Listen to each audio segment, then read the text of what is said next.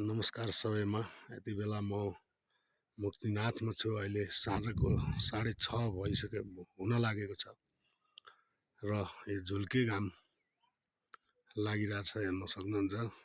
त पारिपारि यता पनि अलिकति बादलले छेकेको कारणले, अनि यता पनि अब यसरी यो मौसम यति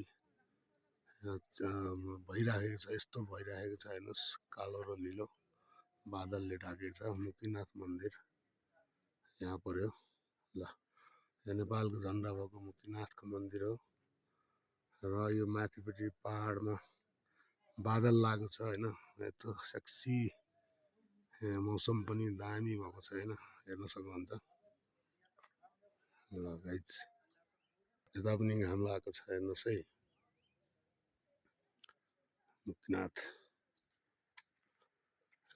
बजार पुरा एकदम एक साइडतिर जस्तो ठुल्ठुलो होटल भइसकेको छ यहाँनिर सक्नुहुन्छ हेर्न।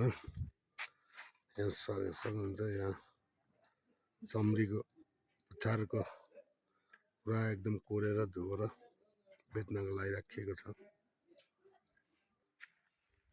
घाम हेर्न सक्नुहुन्छ, 6:30-7 बज्न लागिसकेको छ। हेर्नु है साथीहरू, घाम यस्तो मजाले लागेको छ, हेर्नुहोस् सबैजनाले हेर्नुहोस्। अब यहीँ माथि पनि यतापट्टि यो मुक्तिनाथ मन्दिरको पछाडि चाहिँ बादल लाएर पुरा अँध्यारो देखिएको छ है साथीहरू, हेर्न सक्नुहुन्छ। घाम 7 बजेको है गाइस, 7 बजेको घाम